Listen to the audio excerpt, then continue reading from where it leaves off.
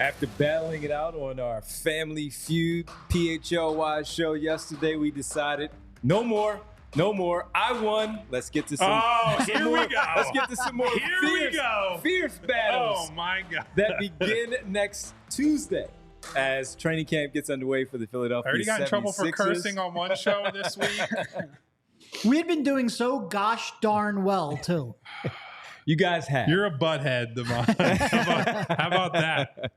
Welcome to the PHLY Sixers show with Derek Bodner, Kyle Neubeck. I'm Devon Givens. Brianna producing, all of you as you always are here with us, and we appreciate it in the chat and watching us here on YouTube. And don't forget, we're also streaming on Roku TV. Just search PHLY in the Roku site there, and you'll find us there. Check out our channel and watch our show live every day. Well, we have some battles that are going to happen that are way more important for the Philadelphia 76ers with a bunch of players. Since they are so deep in terms of their roster, there are going to be some big-time fights for minutes with these players once training camp gets underway. And who will Nick Nurse and the coaching staff start to really recognize and say, hey, this player in particular needs minutes? Well, a lot of that is going to come from what they see at training camp before they take on the Breakers from New Zealand on the 7th. The mighty Breakers are coming led by Jonah Bolden. So as we discuss it, we want to get into some of the battles that we have here. We have a few that we're going to throw at you who we really focused on. If you could in the chat, please share with us some of the battles that you believe that will happen. Who are you monitoring to find out who will emerge and get some of those versus minutes? The Rock. That's a good one. There you go. So let us know in the chat what you think. Let us know how you feel. We break it all down ourselves, of course. But Derek, there's some good ones. And as we look at these, the ones that really stand out are some of the wing, a little bit in the front court, really in the back court. And the one that we all discussed before the show was starting off with the guard position behind Tyrese Maxey. And let's just say Kelly Oubre. And if we look at that, it's Kyle Lowry, Reggie Jackson, and Jarrett McCain, if we are look at the guards coming off the bench and how that battle will play out coming in and trying to get some minutes behind those guys. So if you look at those three coming off the bench behind those, what are you looking at? Yeah, well, I think I'd start even before there. That fifth starter spot, is it actually going to be Kelly? I think that will be the one that we watch. Derek just throwing Devon's like, I'm hey, just throwing it in there. Devon, put it on a tee. Later. We were getting to that one later. He put it on a tee. He handed you the club, and you threw the club back at his head and said, screw you. I rejected the club. Oh, I thought there was a better club. Anyway, I was going to throw that Why in there. Why even have a host? Devon, you just go home. He's the one who brought up the starting lineup, so I went off of that. Derek and I are still protesting Devon's presence on the show. I don't care what your agenda is. You cheat anyway. No. Bleepity bleep bleep. Well, in terms of those three, we'll get to the fifth starter spot a little bit later. So we're not including Eric Gordon. No, not yet. Okay. Not yet. He's in his own separate category. But I wanted to start with the guards there. Yeah, I mean, I think Kyle is not my co-host Kyle. Kyle Lowry is probably going to. Right now. He's on my team. He wasn't yesterday and he lost. Hey, who came in last? We both lost. It doesn't matter. Well, those details are not relevant to this story. All I heard was you committed to a loss. That's all I heard. I mean, I'm not going to deny it. All right. We're way off track here. Yeah, I wonder why. Devon teed you up and you said, here's my topic, actually. I think it's a better topic. Anyway, it doesn't matter. No, I think Lowry's probably got the heads up there, both because of familiarity and because the other main contender you didn't list for reasons I'm not sure yet, but we'll get to that. I think Lowry is the one that Nick Nurse has the most confidence in, the most trust in. I do think that he wants that extra ball handler, and in terms of really being a decision maker, Lowry is the most equipped to do that. And I think there's probably, I don't like any of them really playing next to Maxey, but I think he is somebody that's just done it before, and Nick knows what it looks like. So I think early on, he's probably got the leg up on that. Yeah. So to me, one of the things that I want to see early in the Bahamas, but also preseason, early season, how well, if he's asked to do this at all, does Jared McCain do the, we'll call it the floor general type stuff, right? Because I think even with his being a rookie, whatever limitations he has, I think we probably would all go into camp saying he's the best shooter of that group pretty easily, or should be. Whether he actually is, we'll see with the longer 3-point line, all that good stuff.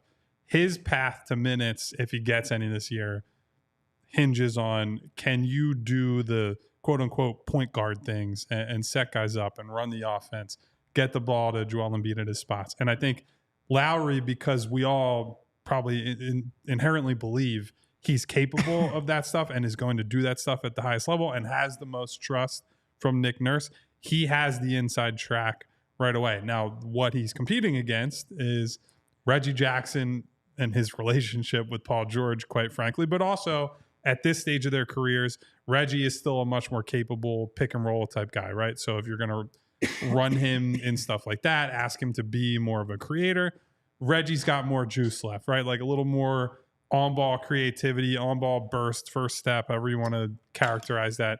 He can do more of that, add more of a scoring punch than Lowry is capable of.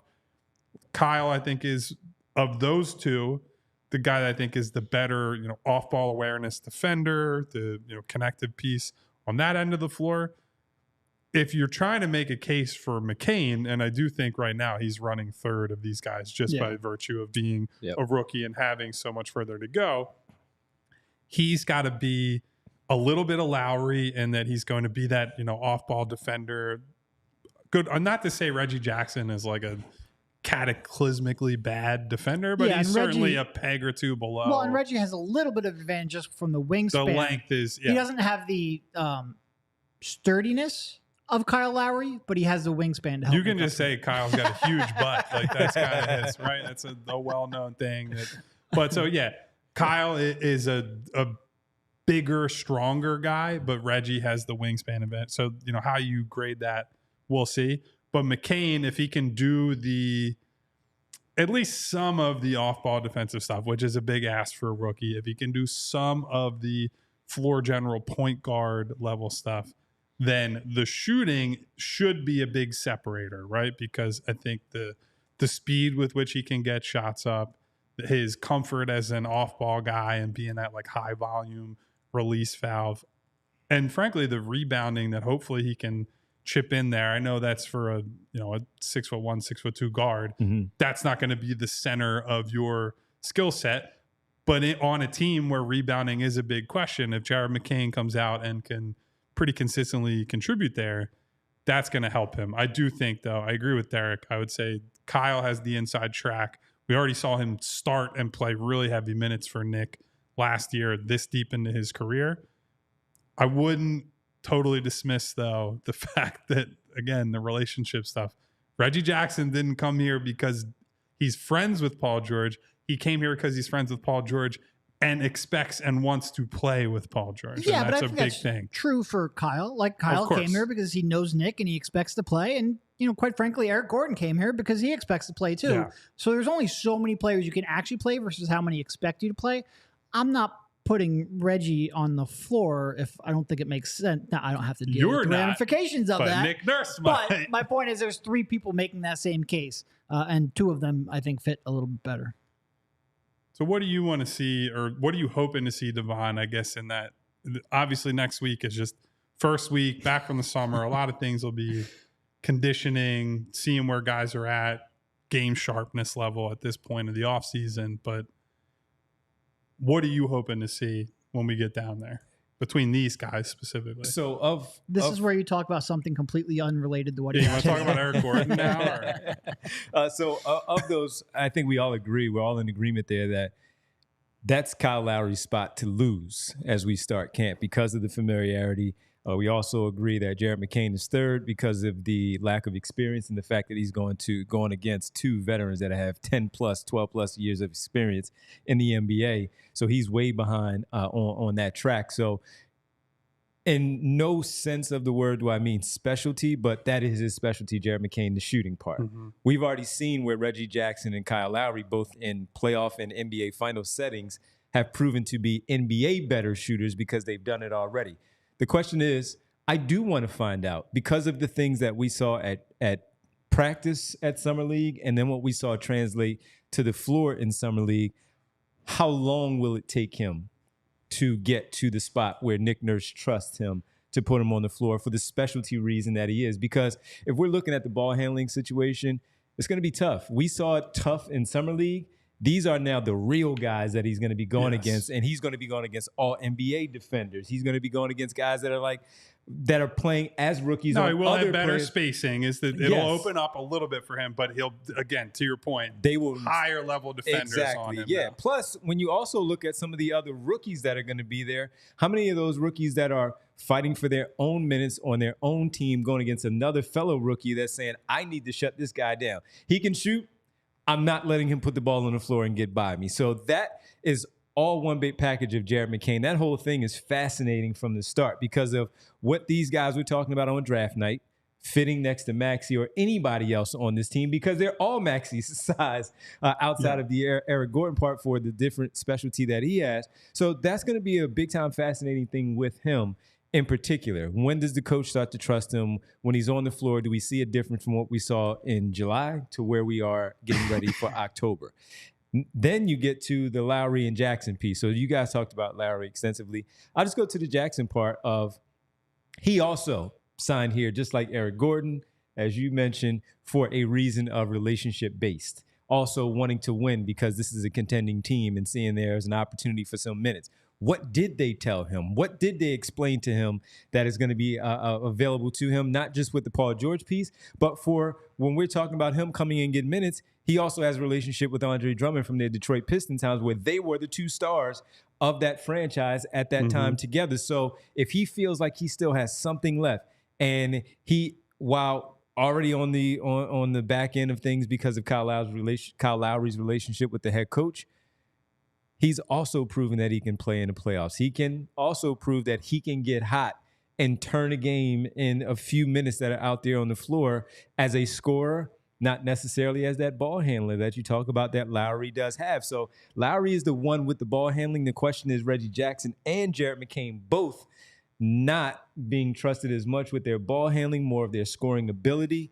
And does that at least show itself in training camp where Jackson shows some semblance of ball handling with this particular group, also playing off of someone like Nikola Jokic, while it's a little bit different than Joel Embiid, but playing with a true center. When we speak about nobody's played with a guy like this, he was dominant in another way, but he was in fact dominant playing off of a center there, and again playing with someone that was important with Andre Drummond in Detroit as a big man. So I'm curious to see how that plays out if he is able to emerge a little bit in front of either of them.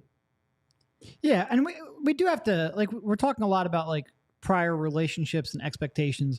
That being said, we're talking about 3 minimum salary contracts here who, if they had other offers, probably would have gone there for more money. They came here in part because of familiarity, yes, but they are still minimum contract players. You can't have them dictating playing time because of a pre-existing. Like, if any one of those 3 are going to make a huge stink about it, you move on and you find someone else who fits your culture better. You take it under account a little bit. It factors a little bit, but it's not like you're not going to play a bad player all year just because they know Andre Drummond and Paul George.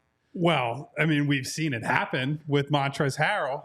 That quite literally. That's also no, because, no, that happened. But that happened in part because Doc didn't trust Paul Reed too.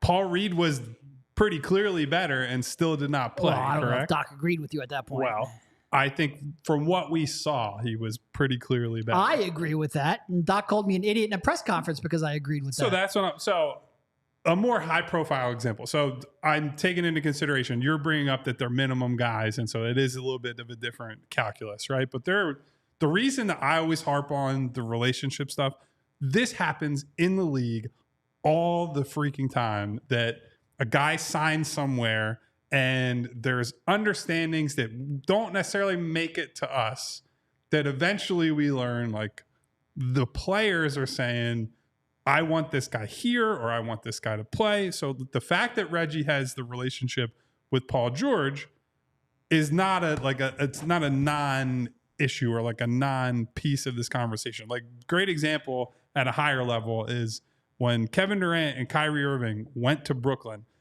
A big part of the reason they took less than max contracts to sign in Brooklyn is to get DeAndre Jordan, who was past his prime already at that time. I recall. And he continued to start for a long time, despite the fact that Nick Claxton was clearly a better player than him based on dozens of games that they played because of his relationship and because that was part of them going there. And so I agree with you. If you could like just boil it all down to this is the best guy, this guy is playing better than everyone else and he should play, that would be great if that's how sports actually worked. And in some sports, it is closer to that. I think football is probably the one where it's more just like there's none of that, right? And some of that is because of how the contracts work and guys' careers can just end basically instantaneously.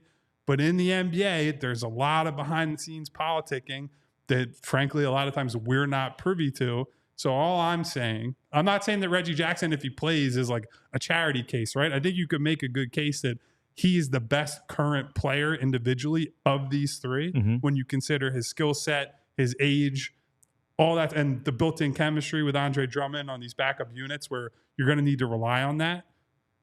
All that being said, never discount the locker room politics part. That is a hugely, hugely important factor that people on the outside often gloss over because it's like, well, this guy should play. He's better.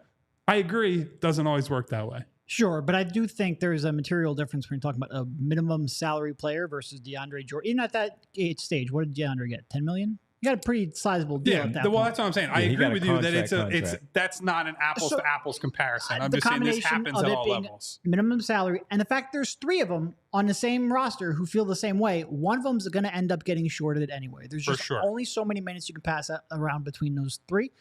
If you're making decisions based off of that relationship, I don't think that would be the best for the team.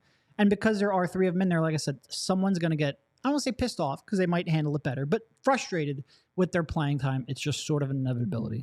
Well, when we also talk about the relationship piece, the Reggie Jackson piece there, he has both Paul George in the starting lineup and he also has Andre Drummond where it fits well just because of the relationship part coming off the bench and having that. While years ago, they talk about it. Certainly, they were practicing a lot here since they've both been in Philadelphia at the practice facility in Camden. And they've mentioned that. So that one is going to be very, very important for when they do come off the bench, depending on whatever's happening in the game, whether it's the Sixers lead, you don't want to blow it. We talked about the non-Embiid minutes and the familiarity there. And Kyle Lowry is a veteran. He can figure it out with anybody. Yeah. He came in late and didn't play with the Charlotte Hornets after being traded, got here to Philadelphia after the All-Star break. And we saw that he was perfectly fine fitting in within that Nick Nurse system, who he's familiar with, but he wasn't as familiar with the players. But it seemed like it was fine once they got on the floor. So all of that stuff, as we talk about it and we go back and forth of which one has the lead in Kyle Lowry or who has it worse with Jared McCain, and we'll get to Eric Gordon.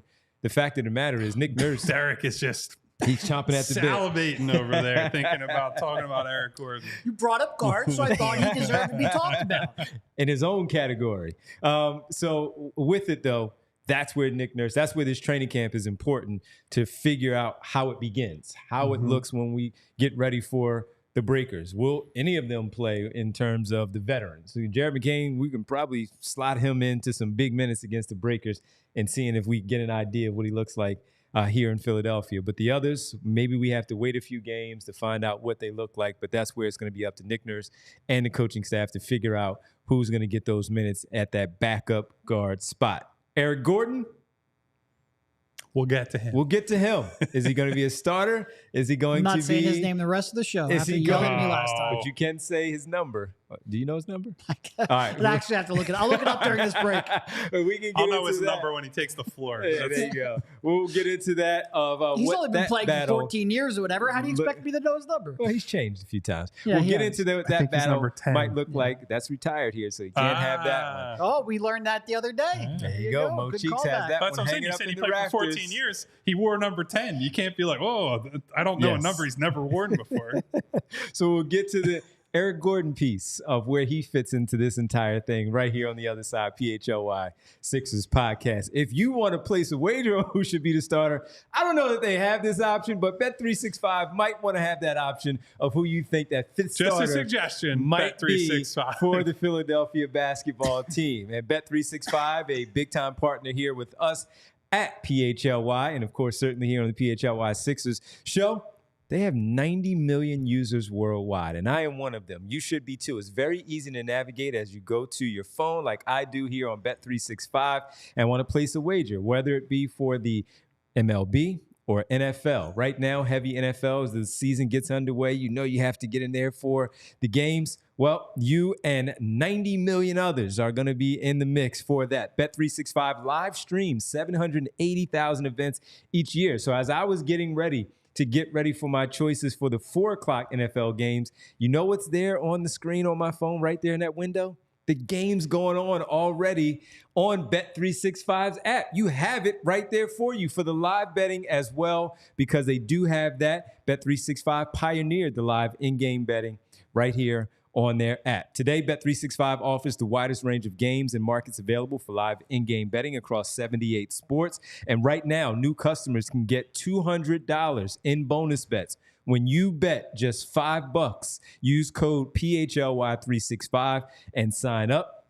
Deposit $10 and place a bet for $5 to get $200 in bonus bets. Bonus bets can be used on the spread, total, player props, futures, and more. So when you do so for the Thursday night game that's upcoming, you'll be ready to go. Place that $5 bet. Once again, it's never ordinary at Bet365. You see for yourself with the Thursday night touchdown offer that they have. Place qualifying parlay bets totaling $20 or more for that particular game and get bonus bets for every touchdowns in that game. For Sundays, the same game parlays, never ordinary. Again, see yourself there with a Sunday offer of the same game parlays. Once again, you place qualifying parlay bets for $20 or more on Sunday's NFL games. Download the app, use code PHLY365 when you sign up. Whatever the moment, it's never ordinary at Bet365. Must be 21 plus and physically located in Pennsylvania. If you or someone you know has a gambling problem and wants help, call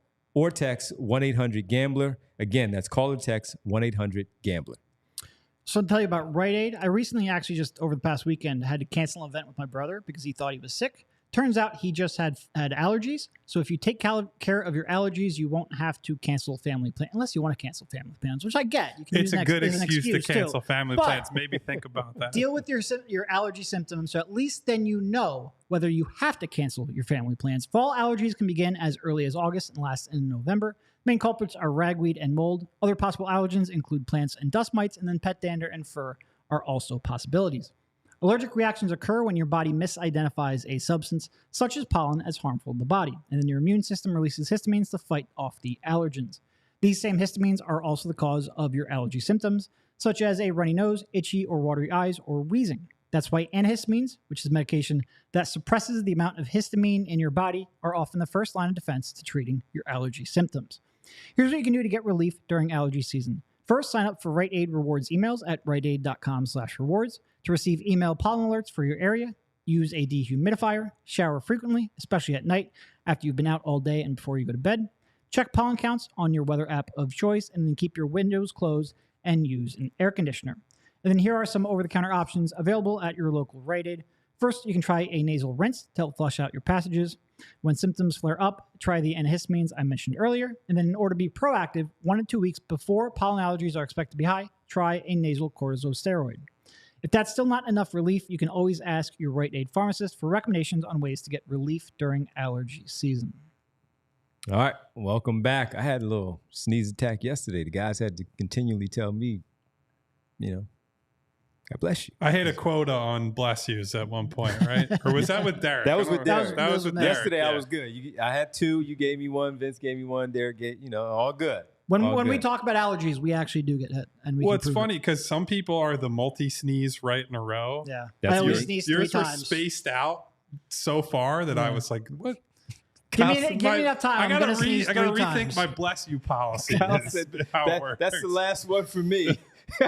You can't sneeze, have like a 6-second, and then sneeze again. If you're going to sneeze twice, bang, right bang. away. And then you get 1 bless you.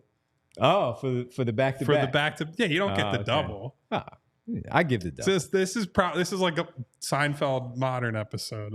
What's the bless you policy? Yeah, what is the policy? I keep going. I give you bless you, or I'll just say. No, after 3 times, you're done. But see, you're fine. You're not going to freaking die. But I'm the one that will say, hey, I know it's about to keep going. One is fine. You don't have to keep saying it. Like if you're in the middle of like appreciate 2 out of 3 sneezes, you just raise your hand. You already know. You already know. So we'll see how that goes for all of you out there. Rite Aid is the place for you to go. But no, I'm a 3 sneezer for sure. We're here, man. Time. Got to get you a tissue for sure to wipe the tears because we're finally here to talk about Eric Gordon, man.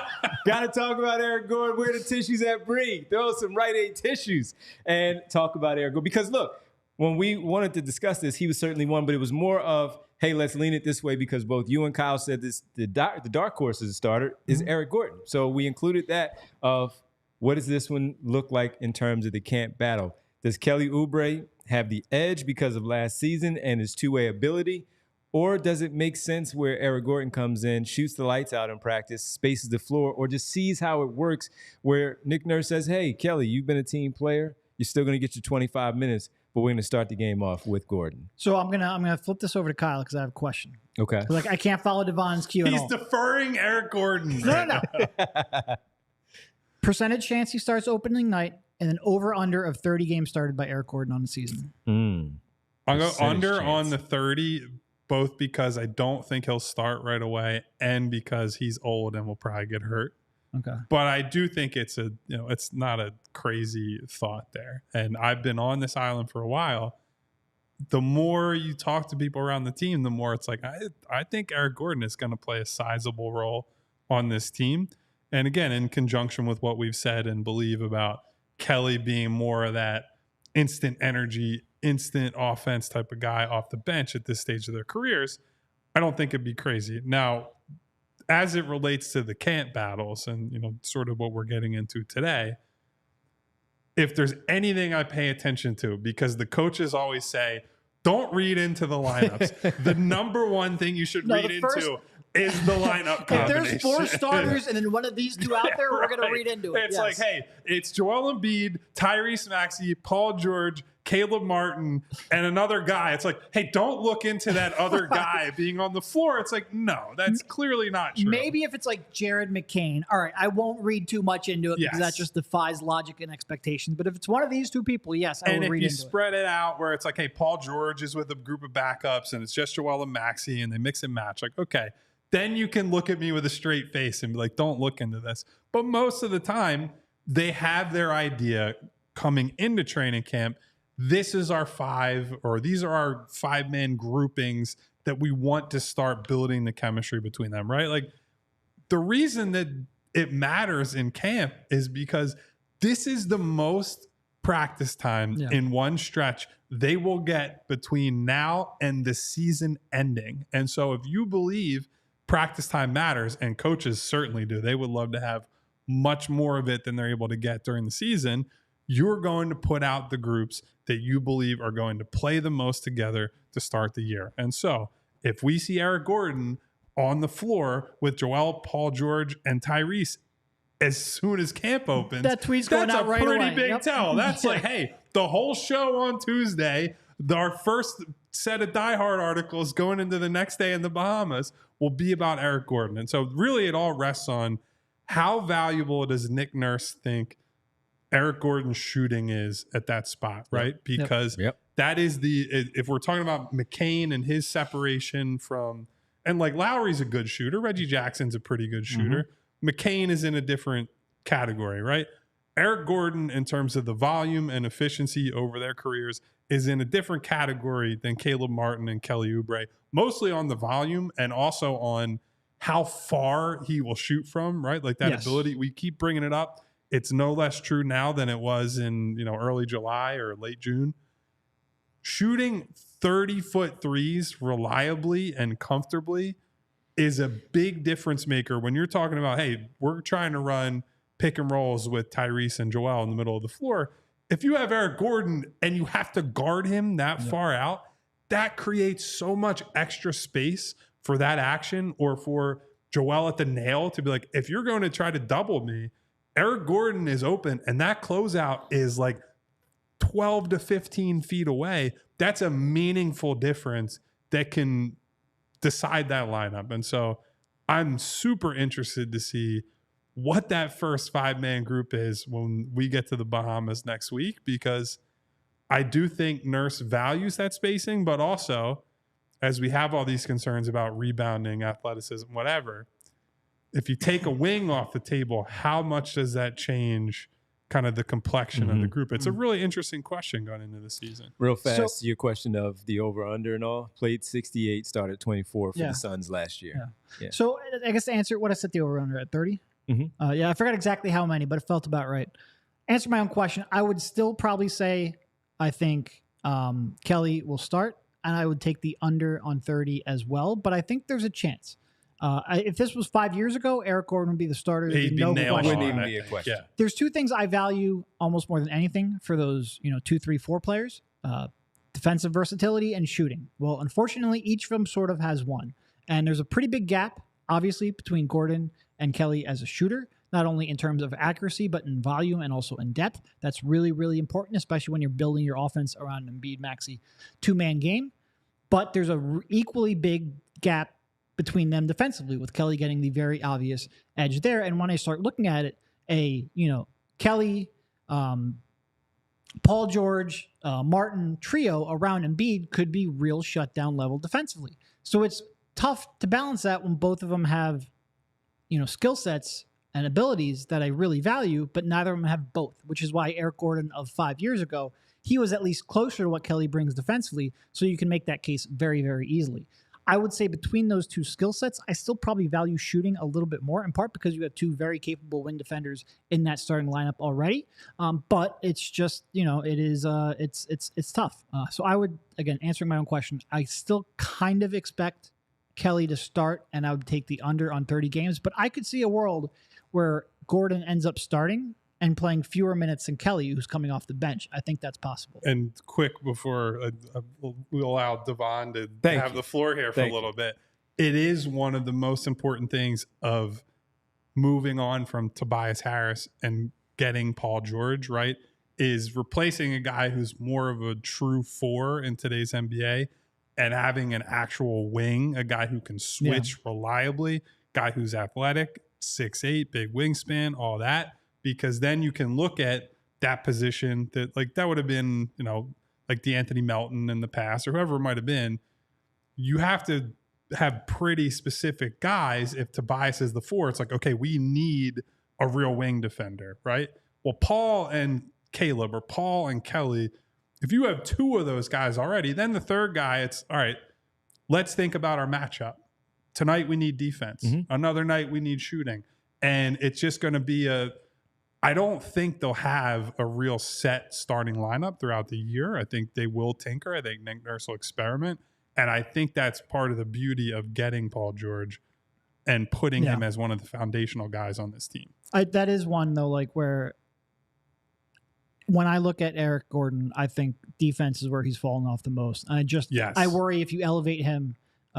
He's not he's a little bit matchup dependent. I don't think putting him in a starting lineup where it's an every night kind of thing, I worry about him holding up defensively more than anything. And that's why I still lean Kelly, even though I don't trust his shot really at all. But the one thing when you look at him as a 4th option, the defensive part, we saw it last season, it worked with this group. Now you add Martin and George to go with it. George is a good enough shooter to have out there with Maxey to balance the floor. Yeah. We know Embiid will take his also. And the one thing that Kelly Oubre has outside of the height and the length that Eric Gordon has lost, he did have it, but it's still there sometimes, but he has lost it. Kelly Oubre can still create his own shot, whether it's sometimes unrealistic. It's not a great shot a lot of times. I'm not saying it is, but what I am saying is he will do it, and he can still get to the basket and finish and create his own shot to get those looks. He's a little overconfident at times, but that's okay. Again, he isn't heavily reliant on the outside shooting that you both are talking about that Gordon is going to get from the looks that the other 3 out there with him that are certainly scoring, where he's going to be leaning on that, hey, you shoot 30 feet in the basket or you shoot right at the line, but it's coming off of that double team of Embiid where, sure, Oubre is going to get those backdoor cuts, those cuts to the middle of the floor, make himself available from Embiid, from Maxey, from George to get those opportunities, but he also, in a time where they need it because he is matched up single man, that he can put the ball on the floor and create and get his own shot. So with that, that's where I do lean. And you do need that shooting coming off the bench. So I don't want to take that shooting that he has, knowing that he's probably going to play some minutes with the starters at some point. Because of that, Oubre, starting there, as much as I believe he is best as a sixth man on this particular team with this group, with this collection of players, it just makes sense for him to be there. And I do think Gordon just simply, he knows what his role is. It has been that over the last couple of seasons. The role is the role. He's going to get the minutes that he signed here for, and all of that stuff will play itself out. And when we always talk about why do we get so caught up in the starters and all of that, well, most guys say those guys get caught up in the starters. Yeah, they do, absolutely. And then the sixth man, which I think we all, whether it's Drummond or Gordon, one of those are going to be the first two, and it's probably going to be Gordon, because if we go off of what Embiid played last year, playing the first 12 for Nick Nurse, it's probably going to be Gordon. He's going to get his 25 minutes, or he's going to get his 20 to 25 minutes, and some nights it's going to elevate to 28 to 30 because of how much he's making that shot that particular night, matchup specific. That's going to play out because he had plenty of those games with the Phoenix Suns in those 68 that he played where he put up those 20 plus because he made 7 to 8 threes, and those minutes just went up. He's also going to play more minutes because of the nights that Reggie Jackson or Kyle Lowry simply cannot play, or Jared McCain is not there to play those minutes because he's with the Delaware Blue Coats. He will have his minutes, but I agree with the guys here that Kelly Oubre is probably going to get the nod and get the start. But yeah, seeing one of those with the starters in training camp, tweet it out, Kyle, because there it is. The very first thing that's getting tweeted is whatever the lineup is. He's got the white on, man, and he's got the blue. What's happening here? And let's have fun. You brought up one thing with Kelly I wanted to harp on real quick. I think you shouldn't discount his ability, or like him being a target as a cutter, and his athleticism in those situations, and how valuable that is for Joel, because it's one of the passing reads that I think Joel makes more consistently than the rest of them is if he sees that baseline cutter, Joel reliably hits that guy. And when you saw the difference between having PJ Tucker in that spot where he would get the ball and he's looking up at the rim like it's 50 feet in the air, like, oh my God, how dare you? What did you do to me? What is happening here? King, man. And then you give it to Kelly and it's just 2 feet up, dunk, or fouled, whatever it is. And that was a really big difference between Joel-centric offense a year prior and Joel-centric offense to start last year. They didn't have to spend all kinds of time on chemistry. It was, Kelly, make that basic cut, move into the space, Joel will hit you, bam. That's like 4 to 6 free points basically per game that Kelly got out of that, and that Joel got from playmaking that he had made in the past, but was not being rewarded for it. So I do think it's not, you don't design the lineups around things like that, but I do think that that's a key part of why Kelly succeeded and why Joel was able to succeed with him basically right out the chute last And we year. saw that going back to Matisse Thybulle when he finally and trusted Matisse, him. again, like a hand grenade going to him, throwing him the ball. Right, yeah. But he trusted him to do that, and at least he would go up, unlike PJ Tucker. Because I do think some of those cuts, though, they go away in the playoffs. For sure. Now, we have a trade deadline before we get to that point, so we don't have to harp on it too much. But I do worry if you're relying on that too much. Once you start getting to the really great defensive teams, the well-scouted teams, 100%. a 7-game series, I think it's a lot harder to pull that off unless you're Jokic level. Yeah. Completely fair. Well, that athleticism for the cutting and the ability to put the ball on the floor at this stage of his career over Gordon, both valuable. Both will get the minutes, and we will, first time that Eric Gordon is wearing that blue instead of the white, though. It's going on Twitter from these guys at training camp. Let's talk about. You'll be there too. You can I'll tweet be there. it. I'll Come be on there, now. but you guys will be there first. You better be tweeting. Hey, install there Twitter going on your all the phone. way to the Bahamas. While you're downloading Very Twitter true. to your phone, you can add Discord to it as well. I can do that. You know, So I'll do you that. can look at me arguing with people. Yes. No, I'm just kidding. I'll do that during the break because we got to get ready for a nice conversation about some front court battle that we also want to discuss. And that is fan favorite with a few- Yabusele with a coming few in fan hot. favorites, boy, that we need to talk about right here on the other side, the PHLY Sixers Podcast. First up, we want to tell you about Ace Hardware and what they can do for you. If you've got a leaky pipe at Ace Hardware Home Services, they're around the block with everything you need to fix it, including the person to do the fixing. That's a huge part for me. Yeah. You ask me to fix a leaky pipe, you can give me all the instructions in the world, all the tools. It's not going to matter. This isn't like a flooring thing where I just need a floor. No. I need Speaking you to as do a the homeowner, work. I definitely agree with Absolutely. that sentiment. If you've got an I'm air with conditioning issue, Because I'm hiring somebody, so Yes, please absolutely. tell me. Yes. If you got an air conditioning issue, they've got a person for that. If you got a faucet you said that you'd fix last fall, which again, I would never do because I know my own limitations. Not doing it. They've got a person for that as well, because now they're not just the helpful hardware folks, they're also the helpful home service and repair folks. From plumbing to heating and cooling, they've got the trusted pros to keep your home humming all year long. Ace Hardware Home Services. They're bringing helpful home, the helpful you love, from the store to your front door.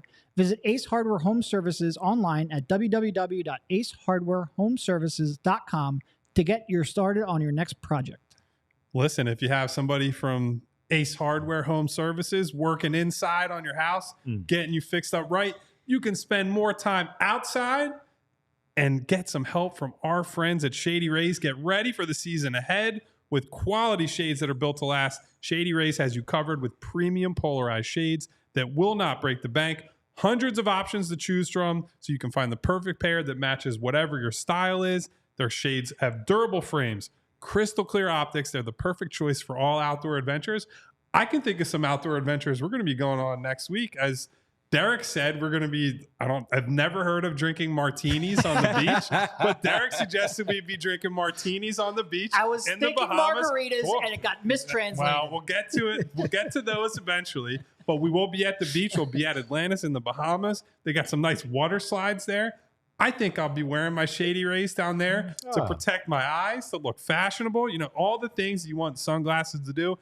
Here's the best part with Shady Rays, no matter where you are, no matter what you're wearing them for. If they ever go missing or take an unexpected hit, you don't have to sweat it because every pair is backed by lost or broken replacements. And if you don't love your shades, you can exchange them for a new pair or return them worry-free within 30 days. So Shady Rays is no risk shopping for a quality product.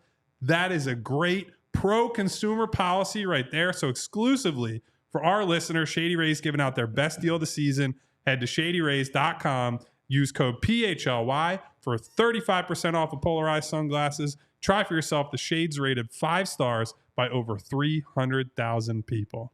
That's right. So our martinis on the beach that apparently Derek is going to pioneer. I said, so in his defense, he was like, I think I was thinking margaritas and I misspoke. But of course, I had to really hammer him for saying martinis on the beach and say, I don't think a martini would make the top 30 things I would want to drink on the beach, or in general for that matter, but definitely not when we're in the Bahamas and it's like 85 degrees, a nice breeze going through your hair. I mean, who wants an olive on the beach? Of course you don't want a martini. I don't like olives in general, so that's a completely different discussion. But are you a vodka martini or a gin martini person, or do you not drink them at all? I honestly don't drink them at all, which is funny that I misspoke like that. I would probably go gin just because it feels more of what the martini is. The essence of the martini feels like it's supposed to be gin, but I don't necessarily Gin used to be basically banned from the Neubeck family household because my grandmother believed, and this is a direct quote, gin is sin. But after going to a gin distillery in Australia and doing a little tasting, I've been converted to the Church of Gin. So maybe a gin martini, but it's, again, well down the list of drinks. Certainly well down the list of drinks in the Bahamas, I'll tell you that. Well, Nona says she'll be the lady in the pink hat and big sunglasses. Hey. Hopefully Shady Rays sunglasses. She said, try to ignore, though. Try to ignore. And just I'll give you, it'll be like in Batman, right? Where Michael Caine and Christian Bale see each other and just do the solemn nod. Jess That'll be me to you. She's the one pouring the drinks, Jess said. So we'll see them both in the Bahamas, I guess, as we're out there. All right, we got to talk about the front court wing position backup battle there. Got to go to our guy, Ricky. Go get him, Rick. That's right. Go get him, Rick. Go get that spot, man. But the battle might be, as we talk about KJ Martin all the time, because that's what we saw from last season.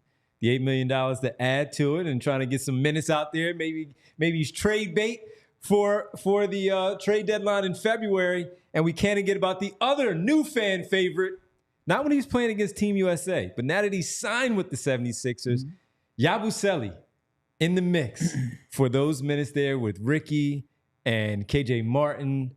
Kyle, this is going to be one that's going to be an interesting one because of the youth with those two players and KJ Martin. While Ricky is certainly younger, there's still some fresh legs there with KJ.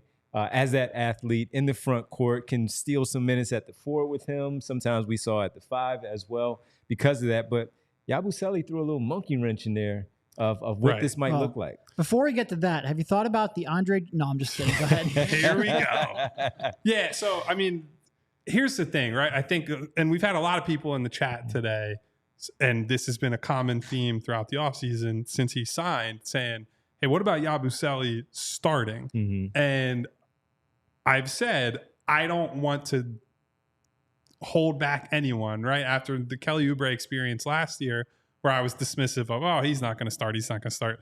And then he ended up being a very regular starter, basically from Jump Street. You go into it, clean slate, you see what happens. What I would say with Yabusele, and I would say this with both KJ and Ricky, let's just wait and see how the preseason plays out. Maybe Yabusele, after that great Olympics, after his time overseas, after all this experience that he's gained, progression on his shot, et cetera, maybe he comes in and he's ready to he's going to kick the door in and I'm here now.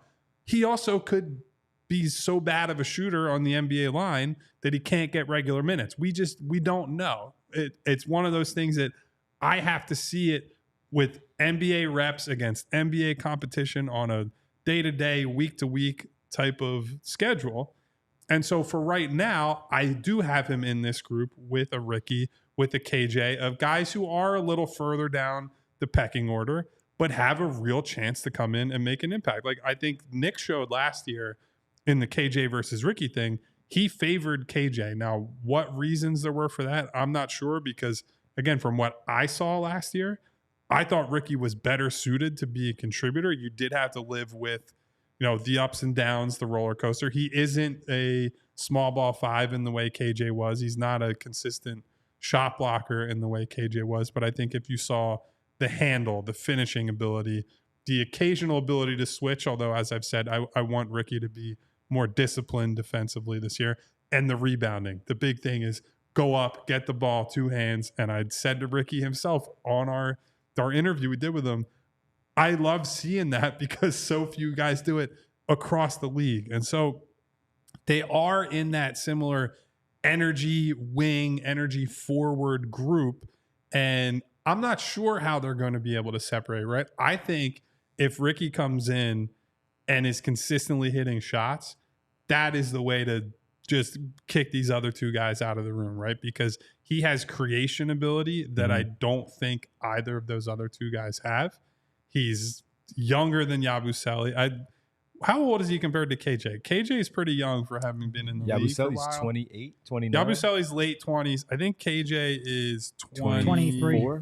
23. So he's right. Him and Ricky are right in there. that same age bracket. I think Ricky's already more advanced offensively in terms of the overall skill set. So I would give him the leg up. But I do think Nick probably saw some of what I think I saw last year, which is sometimes Ricky will just blow by somebody on a closeout and he's in no man's land. And then it turns into a 5-on-4 situation for the offense. And he's got to clean stuff like that up. So that's kind of what I'm looking at coming in from Ricky's perspective. KJ and Yabusele, I think it's a little more straightforward. If they can shoot, they'll probably play right away. But that's a big if coming into camp. Yeah, I think we generally have the answer to that with KJ. Yes. The question is Yabusele. And quite frankly, of all the people who have pressure on them in the preseason, Yabusele might have more than anyone, in part because if he comes out and he's shooting 20% from 3 in the preseason, for most players, you'd go, it doesn't matter. It's the preseason. Like I remember Cub would come out every year and seem like he forgot how to shoot. And it's like he's going to get to the back of his baseball card. He knows how to shoot. He didn't forget. Give him time. He just needs some volume to get that back up to where you expect it to be. But if Yabusele comes out and he can't shoot and you go, oh, well, maybe the line's the issue. Maybe the defense is the issue. Maybe the speed of the game is the issue.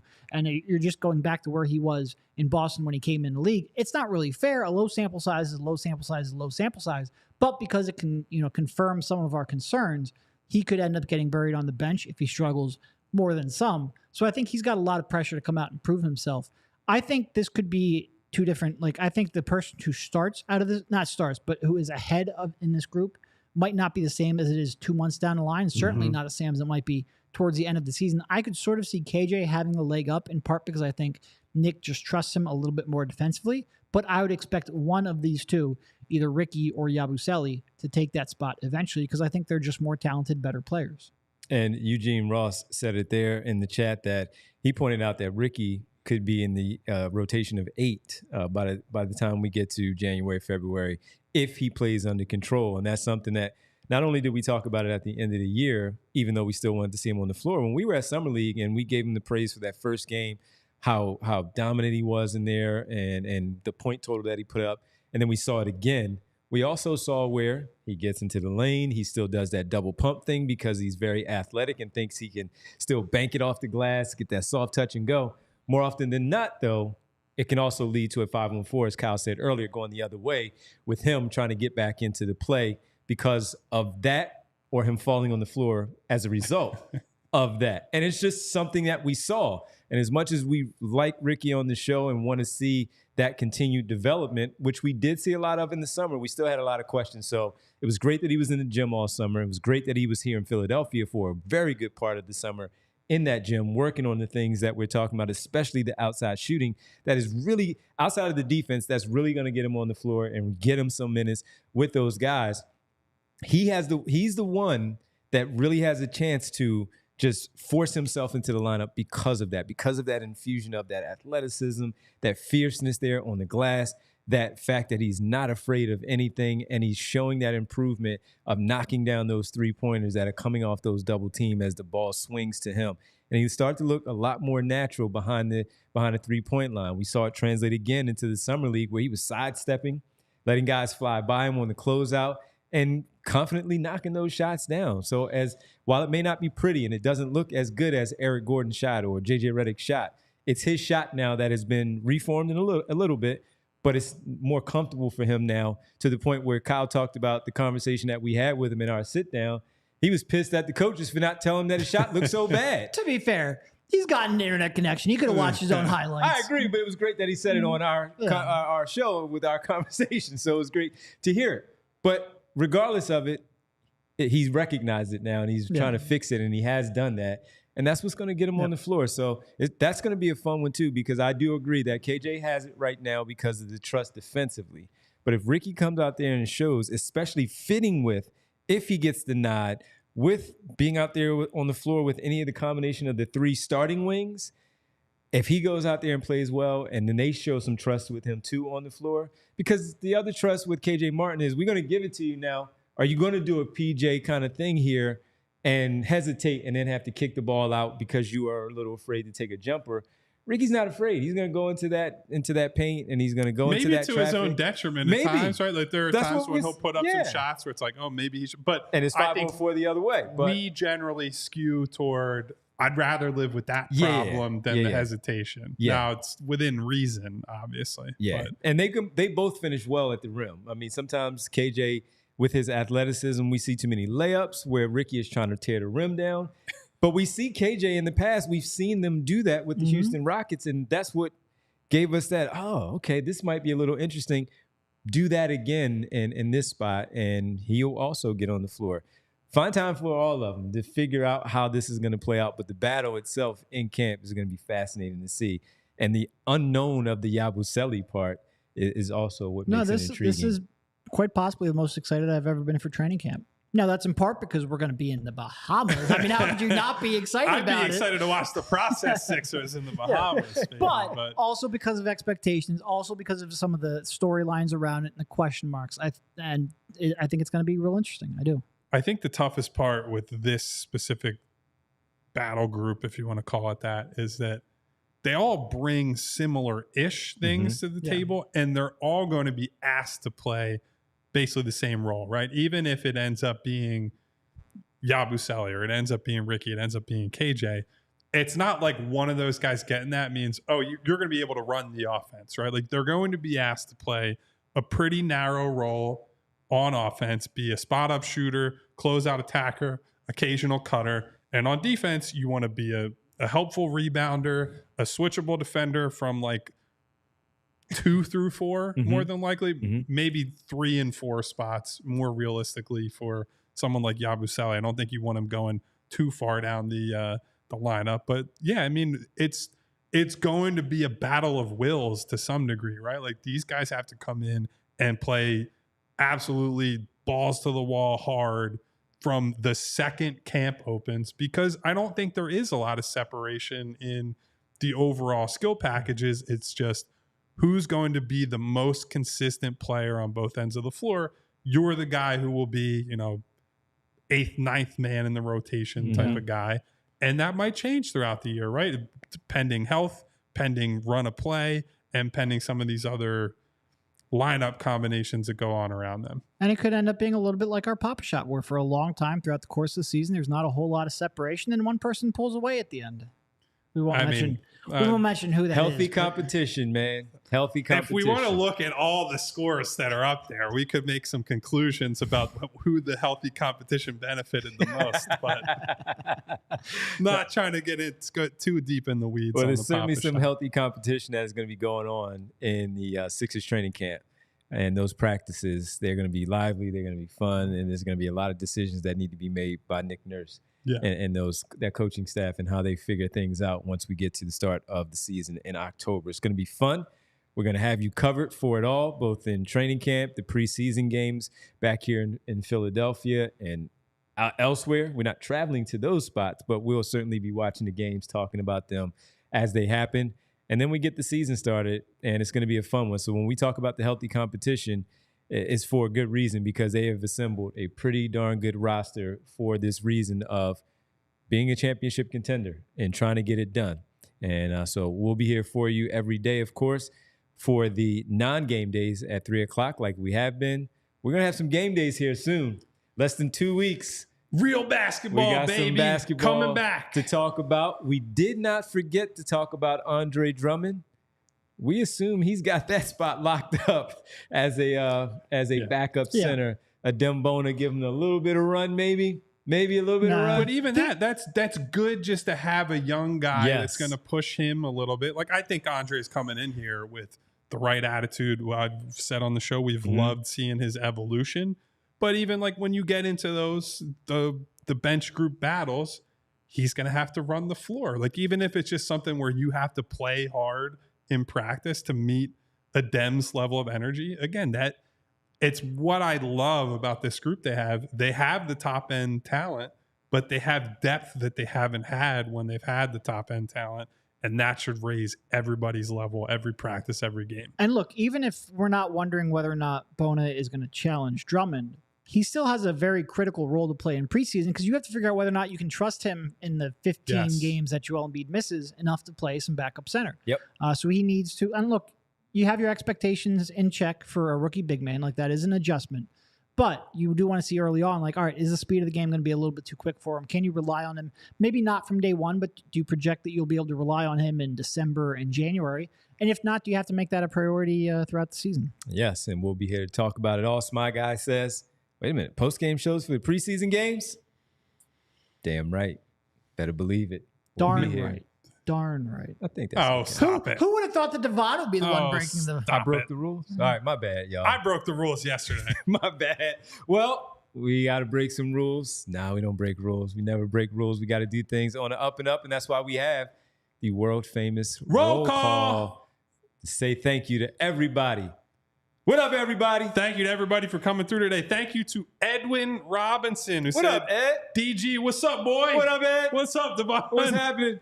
What's up to Lee Nguyen? What's up to the number one troll in all of PHLY, Martian Lynch in the building? What up, Martian? We got Brian Knight. We got my girl Winona. Nona, hey. We had See you, Eugene Bahamas. Ross, who said, why aren't you listening to Grandma? And I said, if I listened to Grandma, I couldn't wear orange because it's a Protestant color on St. Patrick's Day. So Grandma doesn't know everything. She knows lots of things. God rest both of their souls. I lost both of my grandparents, but thank you to Eugene. Just a little bit of family lore there. What's up to Jess? What's up to Jess. Bootzilla? Boots. Phi Chi. Phi Chi, what's my happening? guy. It's my guy. I won't say the post-game. helicopter propeller full one because we will lose our sponsorship deals. What's up to you, buddy? Sean Ford, Flyers and What up, Swinging. Sean? What's up to everybody who takes some time to spend time with us? Thank you to super forgot about producer your guy. Bree. Thank you to Thank you, Khalil Bree. Wilson. What up, Lil? Who did I forget? Darkness. darkness in the building. Turn Hit the the lights subscribe down. button. Thank hit you, the Coach bell Skip. icon. We see you out there too. Get notifications when we go live. Hit the thumbs up. We'll see you tomorrow. See ya. Goodbye. We all silly like the mayor.